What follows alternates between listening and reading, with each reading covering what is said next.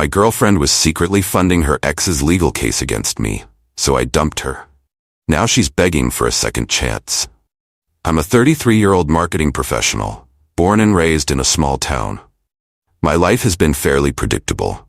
I'd built a career from the ground up, co-founded a marketing agency, and thought I'd done everything right. But looking back, I can see how naive I was. The story starts a couple of years ago. I'd been running a marketing agency with my business partner B, a guy I'd known since high school.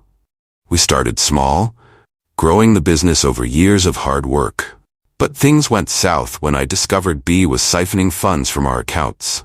I had my suspicions for a while. Money would go missing, invoices wouldn't add up. But he always had some excuse, always reassured me it was just a mistake. Turns out he was dipping into our funds for personal expenses, even taking trips without my knowledge, and covering it up by manipulating our books. When I finally confronted him, he didn't deny it. He tried to twist it though, claiming he deserved a little extra because he'd been working harder. That was enough for me. We had a blowout fight, and I told him I'd be buying him out. It was ugly. B didn't leave quietly. He trashed my reputation, spread rumors about me to clients, and eventually joined a competitor. I was stuck picking up the pieces, and while the business recovered, it took a toll on me. Trust wasn't something I gave out easily after that. A few months after the fallout with B, I met G. She was everything I thought I needed at that moment. Supportive, warm, a breath of fresh air after months of chaos. We met at a mutual friend's dinner party, and I remember how easy it was to talk to her. I wasn't sure I was ready for anything serious, but she kept breaking down my walls bit by bit. Within 6 months, she was practically living with me, though it wasn't something we ever really planned. It just sort of happened. For the first year, G was my rock. She was patient and encouraging, even when I vented about B and the mess he'd left behind. I felt safe around her, like I could finally trust someone again. She even offered to help me with the financial strain when things got tight. I remember thinking, maybe I've finally found someone who's genuinely got my back. But about a year in, little things started to feel off. G started taking more calls late at night, and sometimes she'd leave the room to talk. I didn't think much of it at first. She was busy with work too. But I couldn't shake this feeling that she was hiding something. I told myself I was just paranoid, still a bit scarred from what had happened with B. And I didn't want to mess up a good thing because of my insecurities. Then one evening, as I was going through documents for the business, G came over and started asking about the case I had pending with B. She knew most of the story, of course, but she began pressing me on details about the legal side of things, asking if I'd ever consider settling with him. That was odd, because up until then, she'd been all about fighting for what's right. I brushed it off, thinking she just wanted me to find some peace and move on. A few weeks passed, and G brought up the settlement idea again. This time, she even suggested specific figures, asking, "If you settled for this much, would you be able to put this whole thing behind you?" It caught me off guard, especially since she'd never seemed interested in the financial specifics before. But again, I let it slide. I told myself she was just worried about me and wanted me to stop stressing about the legal battle. But then came the night I heard her on the phone. It was around midnight, and I was half asleep when I noticed she'd slipped out of bed to take a call.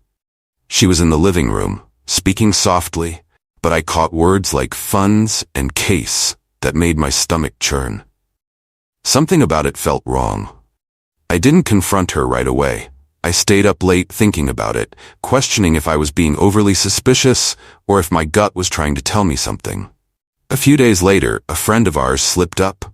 They casually mentioned that G had been in touch with B, saying she was trying to mediate or something like that.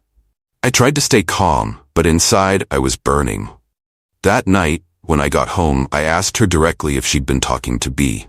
She immediately got defensive, calling me paranoid and accusing me of not trusting her. But I wasn't backing down. I pressed her until she finally admitted it. She'd been in contact with him, supposedly, just to help us come to a resolution. But when I asked her how, she said something that froze me. She claimed she'd been helping him financially, saying her family had offered advice on how to smooth things over. I was stunned. My girlfriend was financially supporting the guy who tried to ruin my business and was actively funding his case against me, and she'd been hiding it the entire time. I kicked her out right then.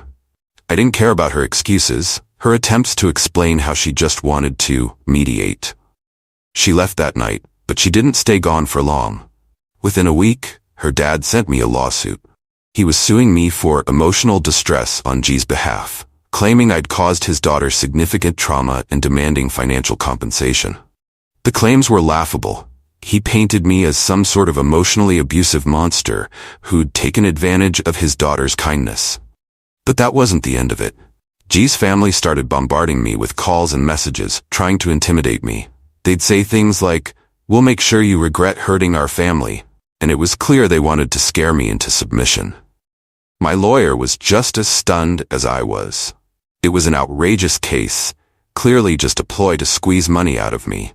But it was more than that. It was a message. They wanted me to know they weren't done with me. I dug deeper, combing through every bit of evidence I could find. I even went through bank statements and transaction histories for any discrepancies, and there it was.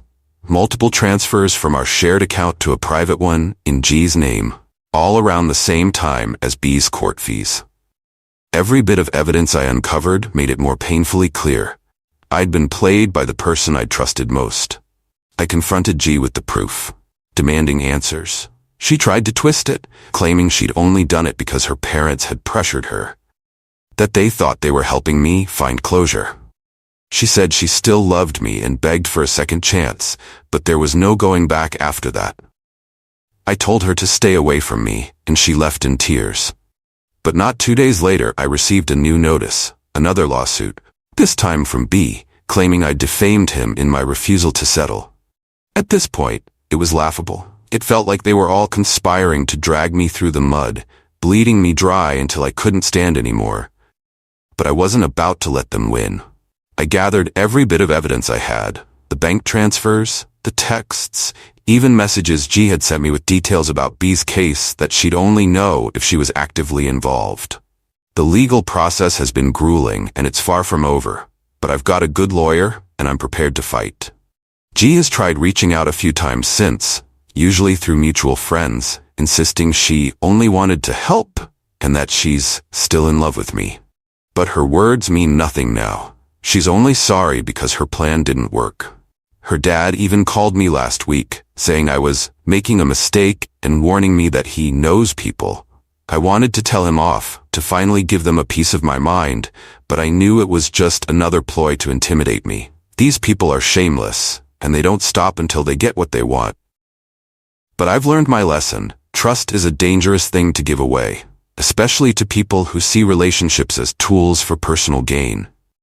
So here I am, still fighting this battle. The court case with B drags on, but I'm not giving up. I've learned more about manipulation, entitlement, and betrayal in the past year than I ever wanted to, but it's made me stronger. I know now that the people who seem to have your back sometimes have their own agendas, and you can't trust someone just because they seem good at first glance.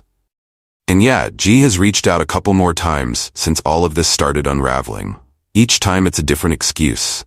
She misses me, she was only trying to help, her parents pressured her into everything.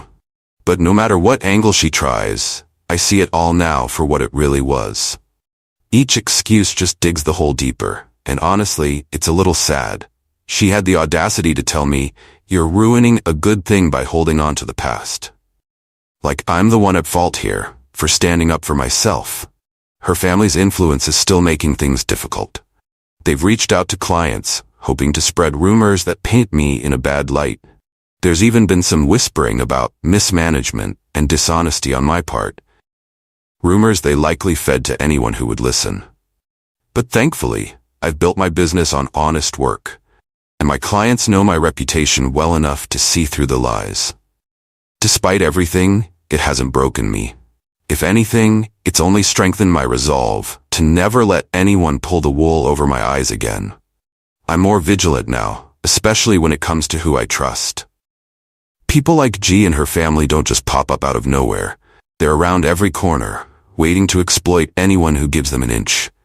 I can only hope that when I eventually get through this, I'll be free of their shadows, once and for all. So yeah, maybe there's a silver lining here. I've come to see the lengths some people will go to for money, control, and pride. It's a lesson I wouldn't wish on anyone. But maybe sharing this will help someone else avoid the mess I ended up in. If you've dealt with people like this, I'd say keep standing up for yourself. It might get ugly, but it's better than giving in.